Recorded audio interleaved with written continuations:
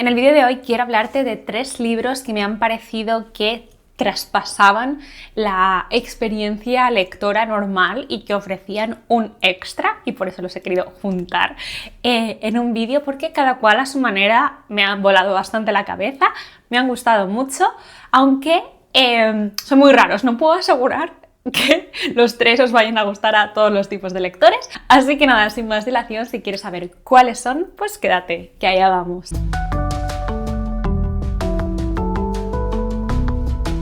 Hola, ¿qué tal? ¿Cómo estás? Espero que muy bien. Yo soy Laura, esto es La Guay de Sí, y como te contaba, vengo a hablarte de libros que han sido toda una experiencia lectora, 3 libros muy diferentes entre sí, de los que voy a destacar diferentes cosas, pero sí quiero adelantaros que los 3 me han gustado muchísimo. Voy a deciros cuáles son porque, bueno, igual solo te interesa uno de ellos y quieres ir a esa parte del vídeo. Voy a hablar de Cadáver, voy a hablar de Principio, Medio y Fin y voy a hablar de La broma infinita, ¿vale? No va a ser una reseña de La broma infinita, todavía no me siento preparada para hacerla, igual nunca, igual eventualmente llega un vídeo de 3 horas y media donde hablaré de La broma infinita. Esto, bueno, va a ser como una primera aproximación a las cosas que tengo que decir sobre este libro, pero no esperéis como una reseña al uso porque no es el objetivo de este vídeo.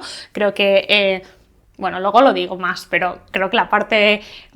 Creo que una parte de La broma infinita es que no es fácil hablar de ella.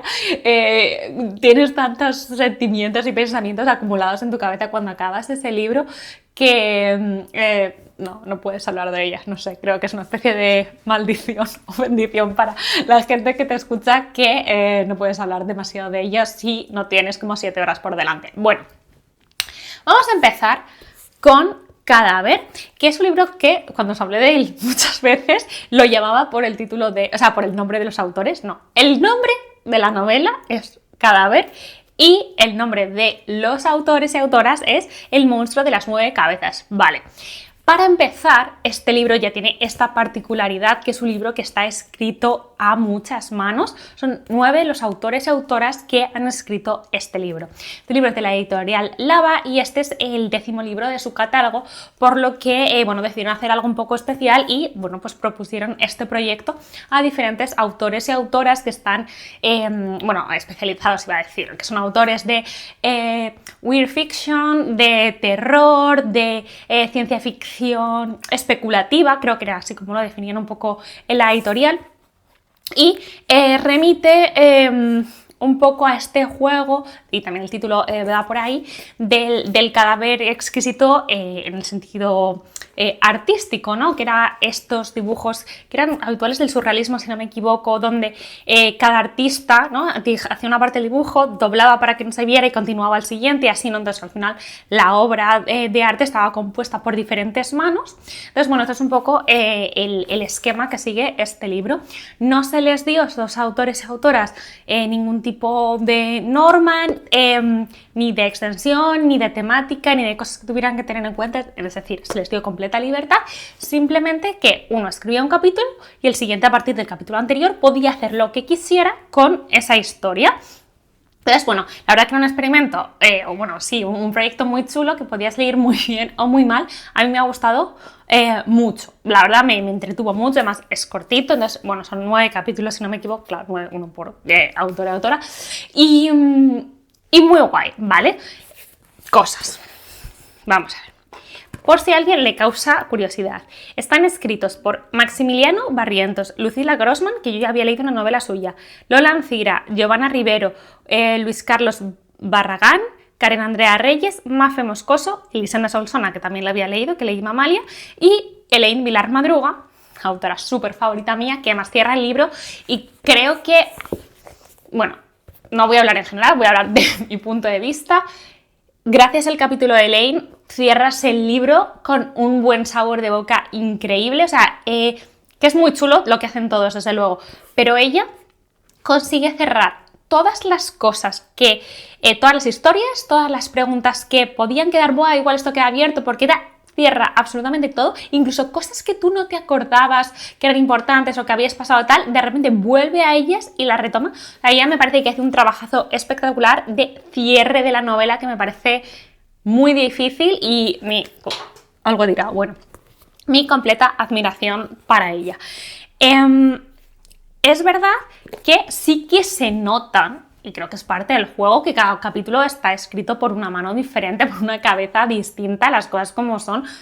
Hay estilos muy diferentes, fluir diferente la novela, hay gente que de repente pega un giro que no sabes hacia dónde vas, ¿vale? Pero este final, aunque haya habido capítulos que no me cuadrarán tanto, que no me gustarán tanto desde mi punto de vista como están escritos, el grueso de la novela me ha gustado mucho y está aquí y la recomiendo. Os la recomiendo si os gustan las novelas extrañas, si os gustan las historias que tengan a lo mejor toques distópicos, futurísticos, que a mí me recuerda un poco a veces a los planteamientos que tiene Black Mirror, por ejemplo, la serie. Os cuento cuál es el punto de partida, porque luego esto va hacia sitios que no te esperabas y hay giros muy guays y evidentemente inesperados, o que sean inesperados es parte de la gracia, por lo cual no voy a entrar ahí. Entonces, bueno, estamos como, vamos a entender, una especie de futuro más o menos cercano, donde hay una compañía que está creando pues un proyecto que se llama Cadáver, ¿vale?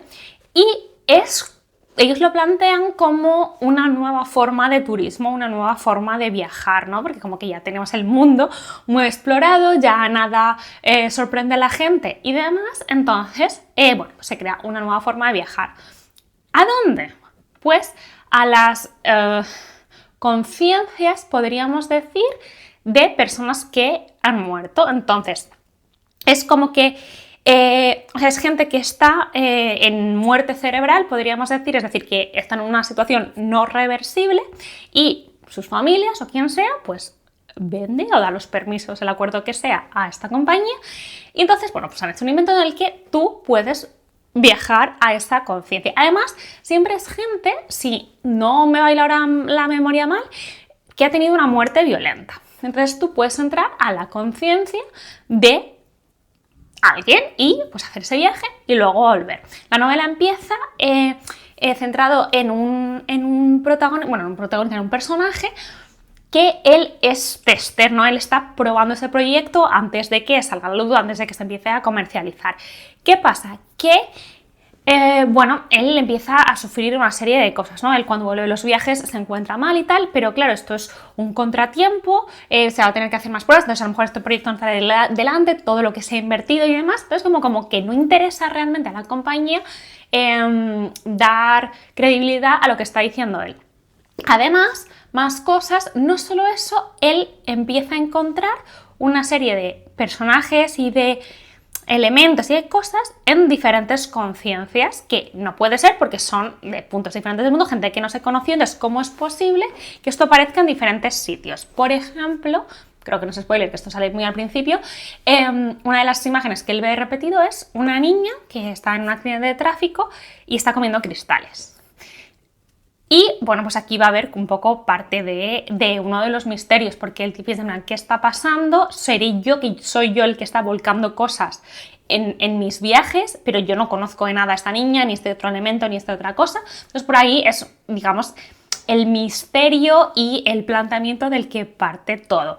Como os podéis imaginar, aparte de qué va a pasar con esta compañía y ese tipo de viajes, tiene un trasfondo filosófico y moral bastante potente, que es algo que a mí me gusta un montón, y por ahí va a ir esta historia, donde vamos a ir centrándonos en diferentes personajes que tienen que ver con este mundo, y al final lo mejor que os puedo decir, aparte de, no sé, que es muy guay y muy original, es que el cierre es perfecto. O sea, cualquier duda que podáis tener y esta se va a cerrar, no te deja ni un cabo abierto, esto es lo contrario a un final abierto, y creo que en una novela tan extraña se agradece que al final todo tenga sentido y que tampoco tengas que tú que estar especulando y esto y lo otro, ¿no? Yo personalmente lo agradecí.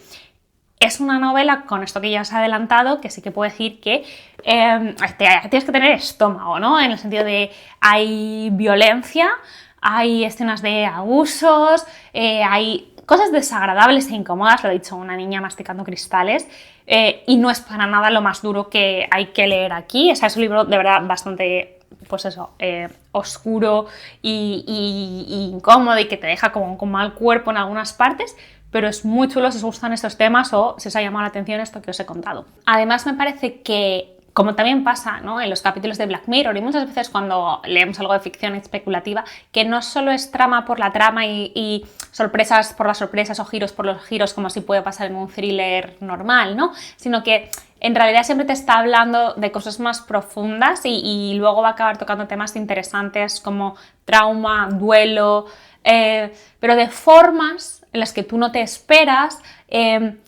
Tienes que ir, o sea, la novela te obliga a ser un poco paciente, y eso también me gusta, y que no se te dé todo masticado desde el principio, porque hay algunos capítulos de verdad que el autor o la autora de turno coge la historia desde otro punto de vista y todas las veces estás leyendo 2 capítulos, o 3 a veces, que decir, pero ¿y esto de dónde sale? ¿Sabes? Pero ¿y esto qué es? ¿Estos quiénes son? Como que si fuera una cosa que no tiene nada que ver con lo que has leído, pero sí, ¿vale? O sea, calma, de verdad, que todo tiene sentido. El siguiente libro del que quiero hablaros es Principio, Medio y Fin, de Valeria Luiselli, editado por Feltrinelli. Muy guay este libro, la verdad me encantó. Yo creo que este es de mis mejores lecturas de este año. Es una autora, estaba comprobando por si me bailaba la memoria, es una autora mexicana y ella tiene varios libros en español. De hecho, algunas personas me dijeron, este no es el mejor para empezar por ella. Vaya, bueno, yo empecé por este y me encantó. Ella es que tiene... bueno, no lo veo aquí, pero como que tiene mucho interés y ha trabajado con temas que tienen que ver con sonidos, ¿vale? Entonces, deciros que yo alterné la lectura con este libro, mientras algunas partes iba escuchando el audiolibro, porque lo narra ella con bueno, personas de su familia, si no estoy equivocada, y mete mucho juego sonoro.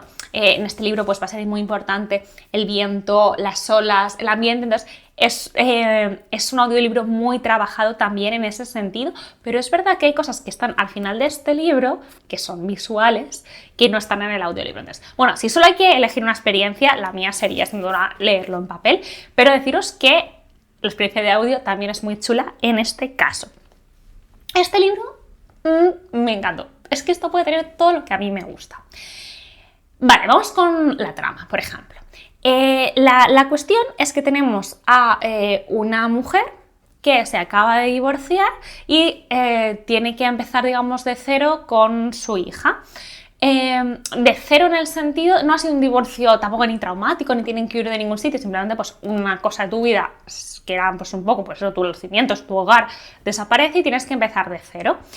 Y este empezar de cero se va a unir con una serie de búsquedas que les va a llevar al pasado de su familia, pero también como búsquedas más existenciales y filosóficas de eso, como cómo se empieza de cero, ¿no? No es tan fácil. Entonces vamos a tener constantemente, y esto también es muy guay, un juego de realidad y ficción, ¿no?, que pugnan, que tú no sabes qué es verdad y qué es mentira, porque, bueno, digamos que la protagonista y narradora se parece mucho a la autora, ¿vale? Se parece en edad, se parece en biografía, se parece en cosas. Y es, bueno, esta mujer que os digo, que de hecho ella empieza, que se va con su hija, pues aprovechando que tiene una gira para ir a presentar libros por toda Europa, pues, y otros sitios, pues va por ahí con la hija. Y cuando termina la gira, van a ir a Sicilia y se van a asentar allí un tiempo. Porque, bueno, tiene una casa de un amante y que se la deja y tal. Además, Sicilia está ahí como las raíces de su familia, aunque ellas nunca habían conocido Sicilia, pero su abuela, la nana, era de allí y ya, pues ella emigró. Entonces, bueno, como que es un poco la vuelta a los orígenes. Entonces, vamos a tener una narración en primera persona de esta mujer, que se nos cuenta, o sea, toda la narración es muy fragmentada, pero no por ello difícil, que yo sé que a veces cuando hay libros fragmentados son un poco desafiantes y demás. Aquí para nada, son capítulos cortos con unos títulos muy evocadores y muy llamativos, que muchas veces tienen que ver con la naturaleza, con cosas que dices, No sé hacia dónde va esto, pero esto se va a descubrir al final del libro, que son esos capítulos, y digamos que cada cada fragmento, cada parte de una suerte de diario, a lo mejor podríamos decir, tiene un principio, un medio y un fin, que es una estructura que evidentemente se va a repetir dentro de toda la novela, pero solo para que tú acabes dándote cuenta que en realidad es muy difícil en nuestra vida establecer claramente principios, medios y fines como si tal cosa. En realidad lo que es un principio también es el medio de otra cosa y el final de otra, ¿no? Entonces, bueno,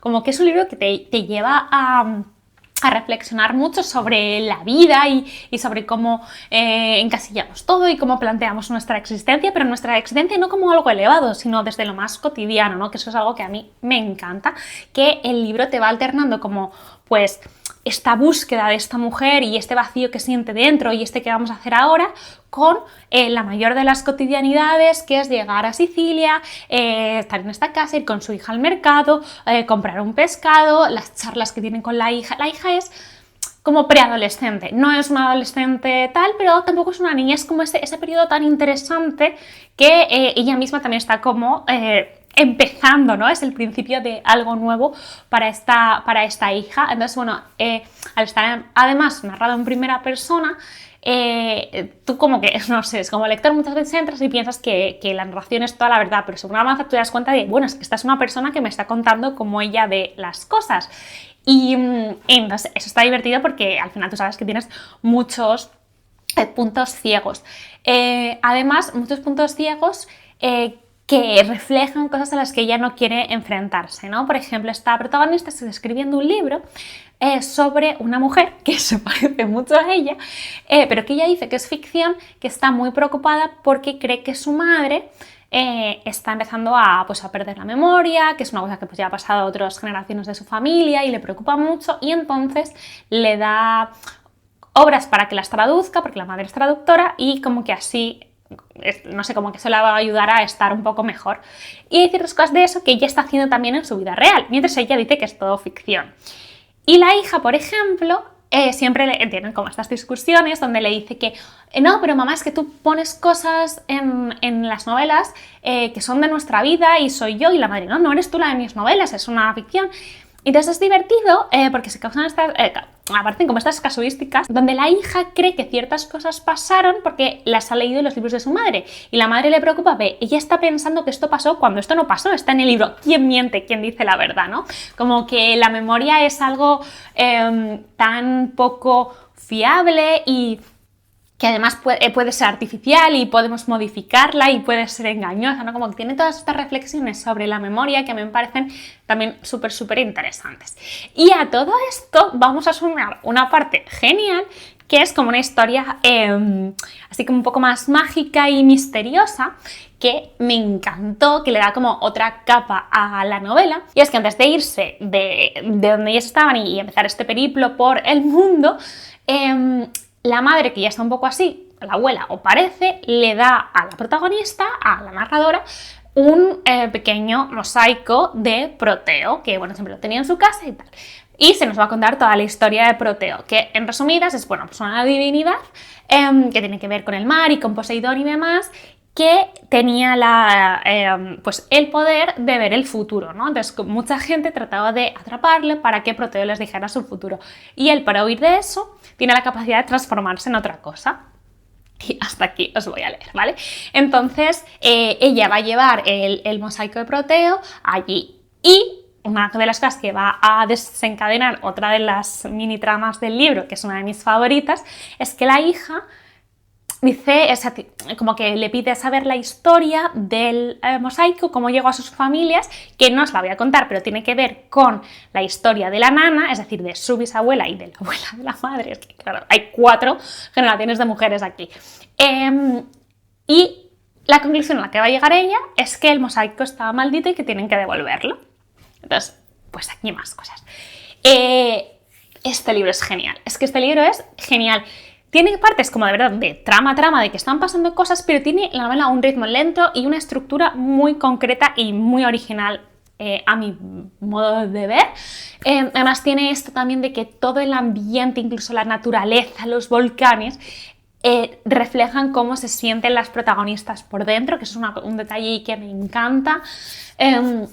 También habla de soslayo, pero sin cerrar los ojos a ciertas problemáticas sociales de esa zona y otras cosas para nada locales, sino mucho más globales.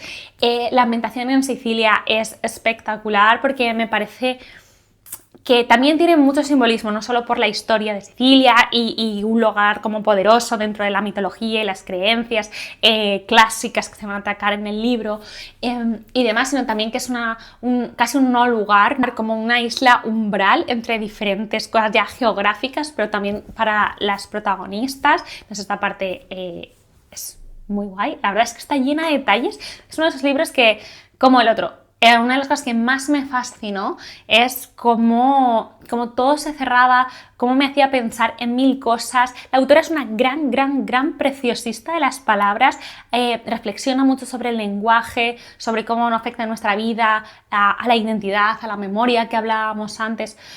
Por ejemplo, esa parte es fundamental. Es un libro también, un libro sobre libros. La literatura es muy importante dentro de la novela, los juegos, el entretenimiento y cómo nos forman los libros o cómo forman parte de nuestra vida. Es un viaje de estas dos mujeres, madre e hija, mientras atraviesan, ¿no?, como la historia de su familia, y hacia el final va a haber una serie de sorpresas que no os voy a adelantar, pero que me parecieron geniales para que la novela no solo no se atasque, sino que haga así hacia el final. Muy especial este libro, os lo recomiendo muchísimo. Y bueno, procedamos a hablar sobre La broma infinita, esta movida. Vale, La broma infinita es una novela de 1996 escrita por David Foster Wallace, que era un escritor estadounidense. Aunque la novela se publica en el 96, le llevó años largos, casi una década, escribirla. Está considerada como una de las novelas más difíciles que hay. No he leído todas las novelas y tampoco he leído muchas novelas muy difíciles, pero sí que sin duda esta es la novela más difícil que he leído nunca. Lo único que sabía es que iba de que hay una película, una cinta que la gente veía hasta que se moría porque no se podía desenganchar, ¿no? Eso es lo único que yo sabía. Sí, eso está ahí, pero bueno, muchas otras cosas.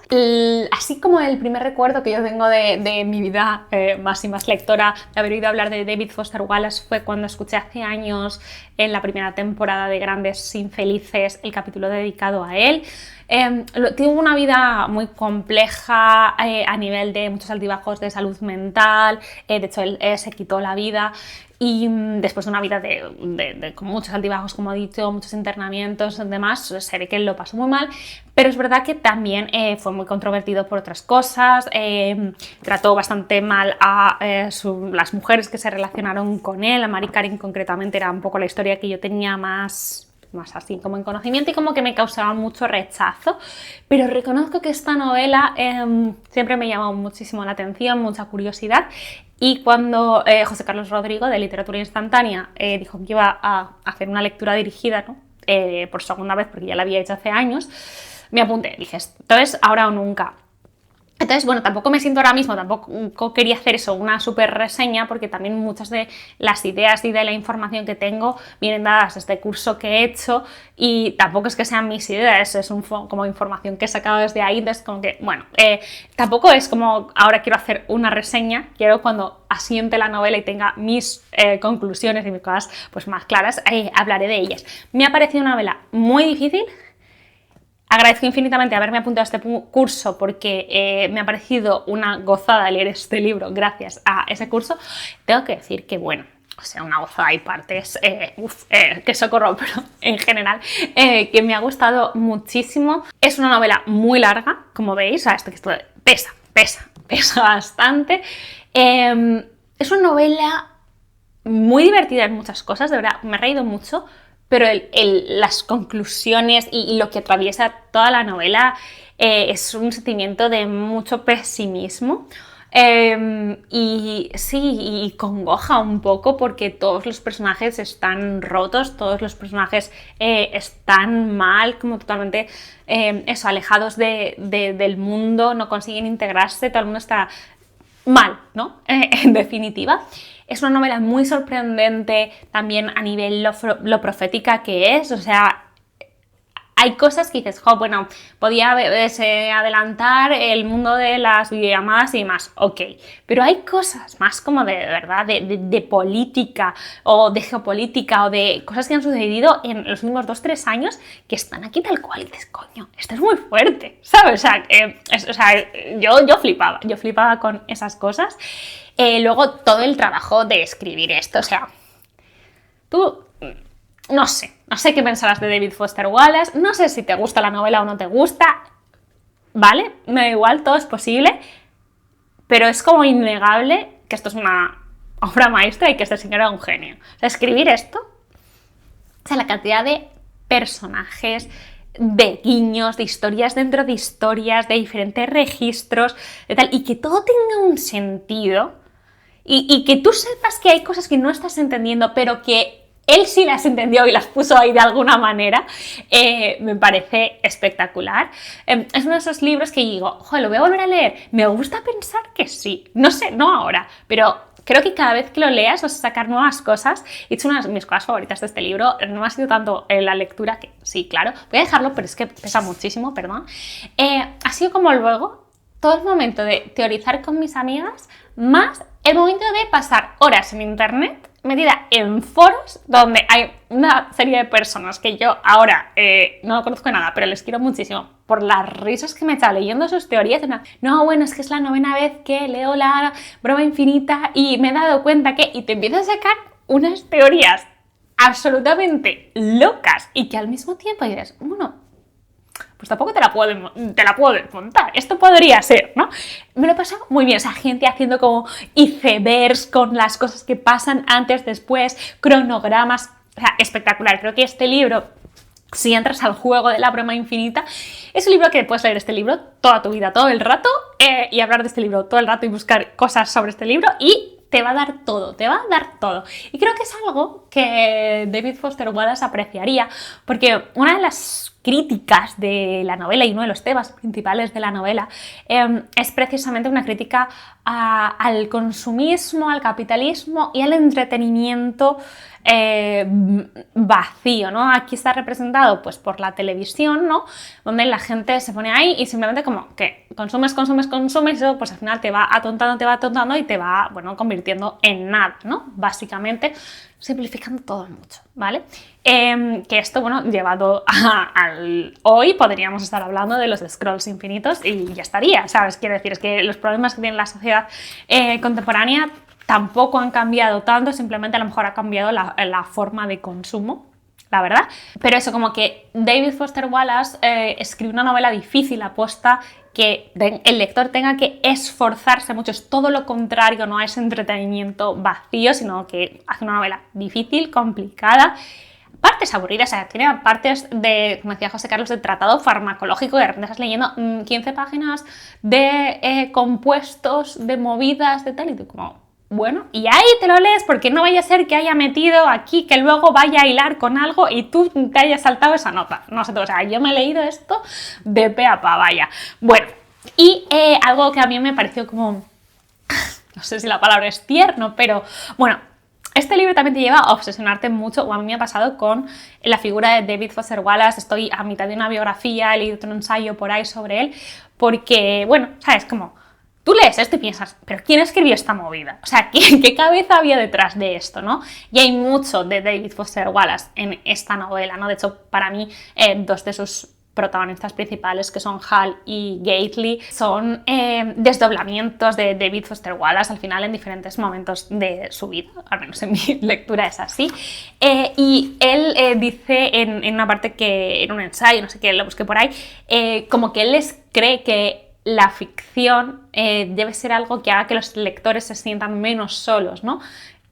Que me pareció muy lindo eso, para alguien que ha escrito esta movida y que se sentía como se sentía, pero desde luego la broma infinita te hace sentir eso. Yo formaba parte como de algo más mientras estaba leyendo este libro, y es de esos que luego te queda como un vacío, ¿no? Como, ¿qué leo después de esto?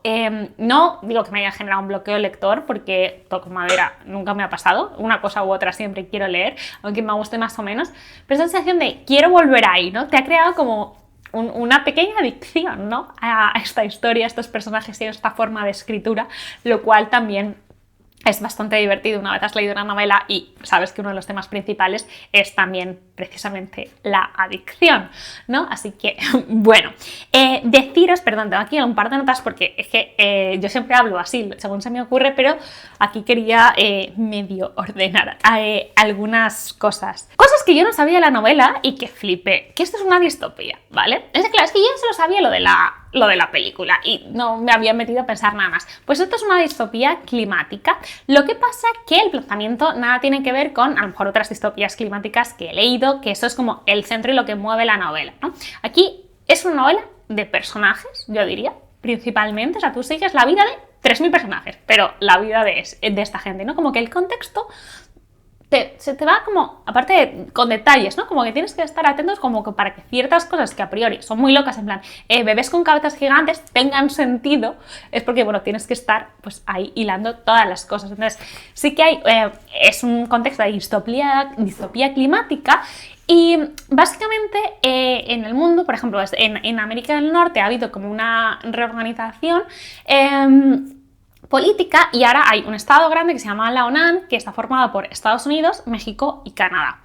Y en la frontera de lo que era Canadá y Estados Unidos, pues hay una concavidad o convexidad, ¿no? Depende del lado en el que la mires, que allí pues han pasado una serie de cosas, hay un problema con las basuras y bueno, ahora es una zona como muy contaminada, muy tal. Entonces, bueno, esto que se te va a ir contando por aquí y por allá va a explicar ciertas cosas que pasan en política, ciertas partes del mundo que han dejado de existir, ciertas enfermedades nuevas que hay que se va a ir mencionando por aquí y por allá, si te fijas mucho, ¿vale? Eso sería la movida. ¿Cuándo sucede la novela? Bueno, toda la novela, todo el rato, se te cuenta muy organizadamente, en plan, oye, esto pasa en el año tal, este mes. Esto pasa el día tal de mes. ¿Qué pasa? Que el año, ¿vale? En este momento de esta historia, los años son patrocinados, que es algo que no me extrañaría ni un poquititito que llegara a pasar. Es decir, claro, pues es el año de la hamburguesa Whopper. Es el año de la ropa interior para adultos Depend. Es el año de la barra de no sé qué Dog. Entonces, claro, tú no sabes qué años son esos y tú no sabes qué año va antes o después que otro año, porque a ti esto se te planta sin contexto.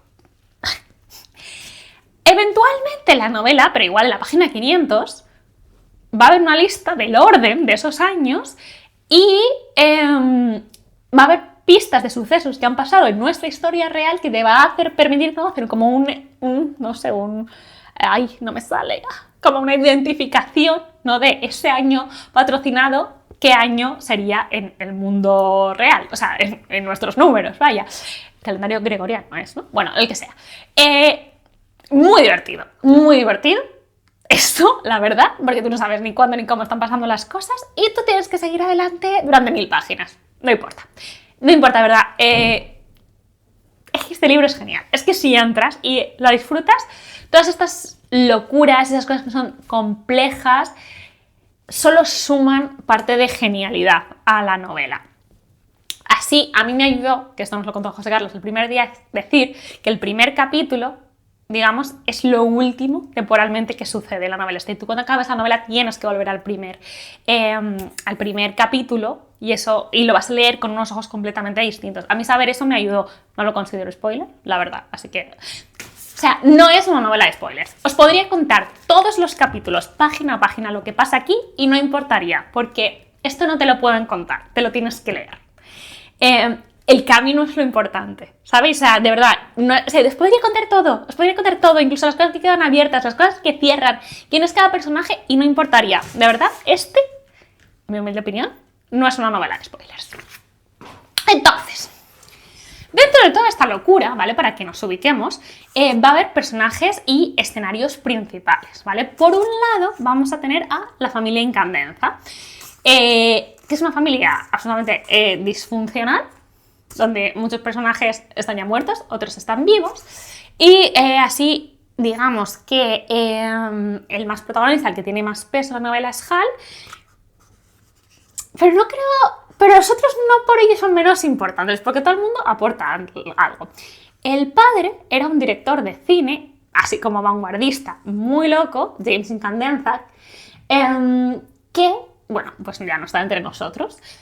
Está la madre y él tiene pues 2 hermanos. Y viven en una academia de tenis, la academia de tenis Enfield, que es donde, bueno, el tío es ahora el director porque el padre no está, la madre tiene 2 funciones, un hermano ya no está porque juega al fútbol. Bien, una academia de tenis. Y luego, por otro lado, otro de los personajes principales es Don Gately, que es un señor que, bueno, ha hecho muchas cosas en su vida y ahora se está, por motivos que va a salir en la novela, tratando de desintoxicar de algunas adicciones en pues un centro de desintoxicación, ¿vale? Que es la casa Ennet, la Ennet House. Vaya, entonces, bueno, la cuestión es que la academia de tenis está aquí y la Ennet House está aquí, como en una montaña. Todo aquello como muy dantesco, muy Divina Comedia, que ya la ves en todas partes. Y todos estos personajes, todos van a estar muy cerca de los otros, va a haber como espejos. Hay fantasmas en la novela. No suma siempre que haya fantasmas en la novela. Yo pienso que sí. Si hay fantasmas, más 1. Y luego hay otros personajes que van a estar en otros sitios, principalmente, pero que para mí son súper importantes, que son Marate y Stipley. ¿Stipley? Sí. Personajes fundamentales para, además, sobre todo entender el contexto y para la parte más filosófica de la novela y para entender como las críticas y el pensamiento de David Foster Wallace. Son personajes que, a pesar de que tienen acción, porque se nos cuenta como su pasado, su presente y algunas cosas van a detonar la trama de cara al final. Perdón si veis que son ruidos, me está sonando la tripa muchísimo. Bueno, sobre todo hablan y hablan mucho y sus conversaciones son súper importantes.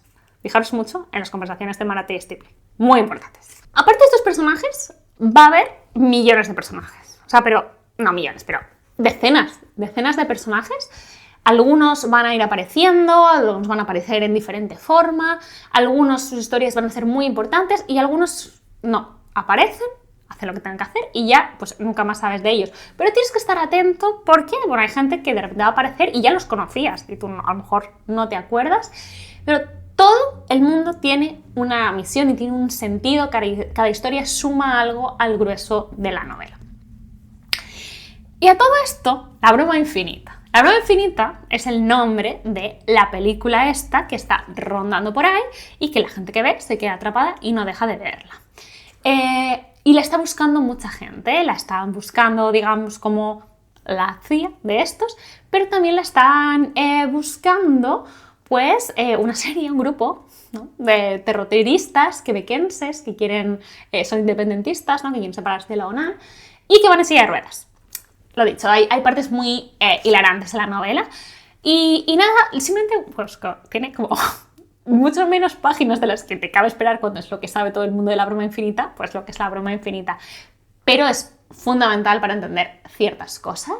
Una de las cosas que yo nunca me hubiera dado cuenta y que cuando las sabes son muy obvias y que nos ha contado José Carlos el primer día, que tampoco considero que sea spoiler para nada, es que la novela La broma infinita no es un retelling, pero sí Hamlet es muy importante. O sea, tiene muchas cosas de Hamlet que una vez las sabes no puedes dejar de verlas en La broma infinita. Lo que pasa es que han tomado formas completamente diferentes. De hecho, el nombre de La broma infinita viene de Hamlet, ¿no?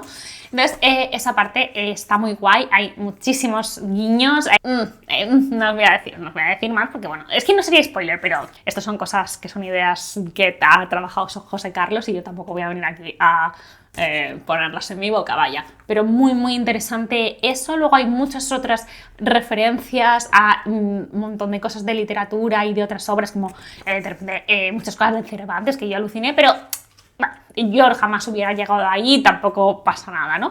Pero que dices, joder, ¿cuántos secretos hay en este libro? Depende de las cosas que sepas, vas a ver unas cosas u otras. Es decir, que había gente en la lectura que era química, entonces claro, la parte de esa de los tratados de farmacología les sacaba mucha más chicha, o si gente que trabaja en psiquiatría, pues otros lados, tal.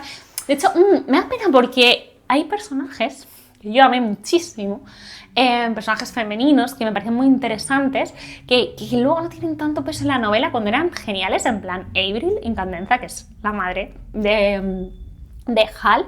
Buah, tío, personajazo, Madame Psicosis.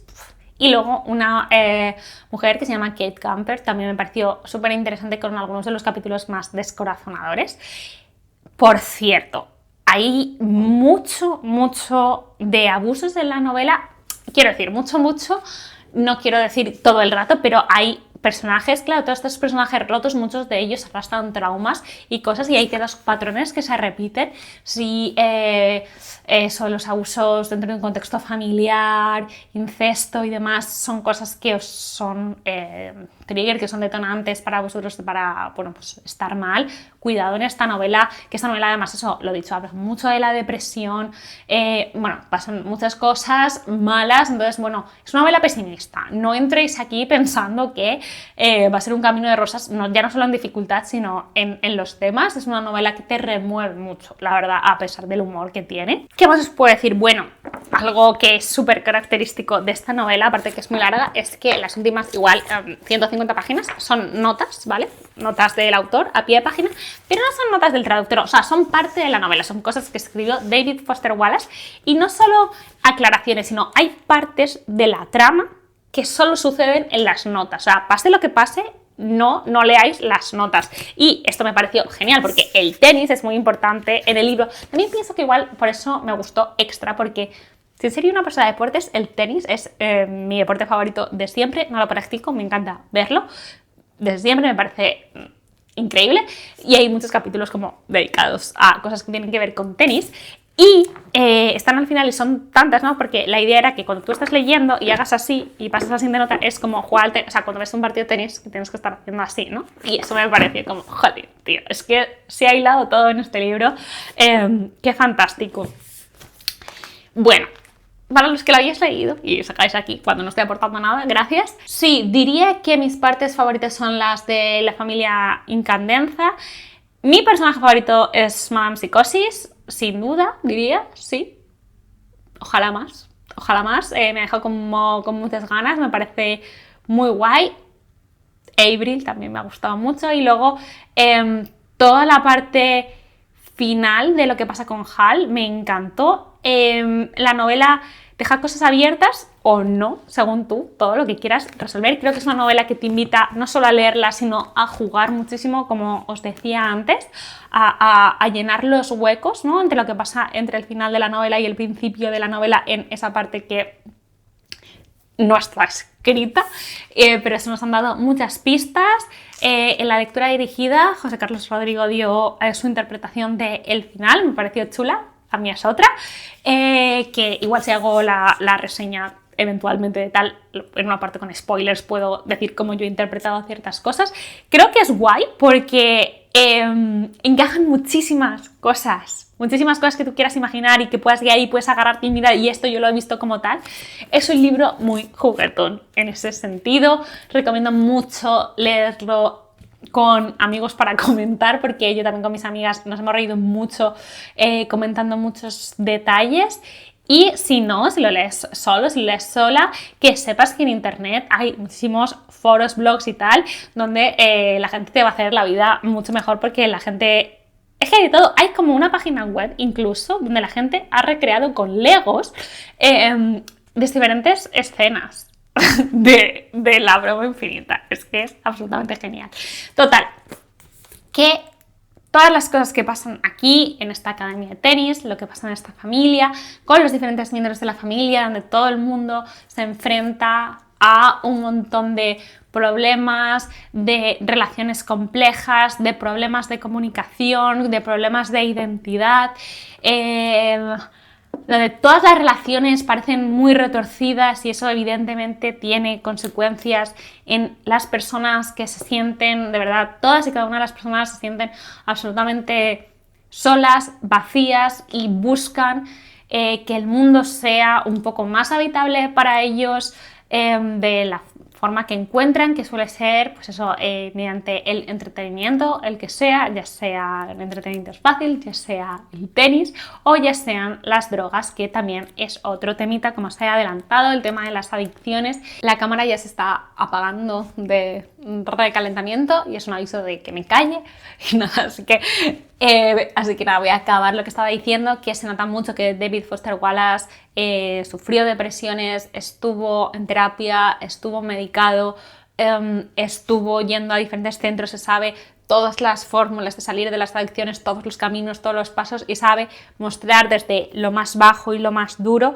hasta conseguido hacer crítica y humor de esos sucesos y esas vivencias tan terroríficas. Es muy de admirar, se rezuma la obra, dentro que es una locura, rezuma realidad y es muy fácil verse ahí. Todo el mundo lleno de locura que plantea al mismo tiempo es súper realista, da susto lo preclaro que fue y cómo supo anticipar ciertas cosas que iban a pasar. Si entras a esta novela y consigues pasar esos muros que David Foster Wallace va poniendo, si conectas con su humor, si te interesan sus personajes, si caes en el interés, ¿no?, por estos misterios, creo que es una de esas novelas que te hacen pensar que no he leído nada así, ni voy a leer nada parecido nunca. Es una absoluta genialidad, te obsesiona, te lleva a hablar de ella. Yo diría que Luis, mi marido, la ha leído por poderes, porque yo la leía y se lo iba contando y le decía, y luego venía él, pero ¿y qué ha pasado más? ¿Has leído más? Cuéntame luego, ¿no? Tiene algo que es absolutamente atrapante, diferente, lo dicho, con 1000 capas, con 1000 lecturas, con 1000 personajes, donde en cada momento de tu vida que lo lees te vas a interesar por unas cosas o por otras, y para mí ha sido una lectura increíble. Pasa el tiempo y cada vez me gusta más, porque quizás los aspectos que se me hicieron más duros durante la lectura, porque creo que había partes que sí que se me hicieron más aburridas o más tediosas o que tenían menos interés para mí, según pasa el tiempo se me va olvidando y me voy quedando todo solo como con lo que me fascinó y me voló la cabeza y me pareció impresionante.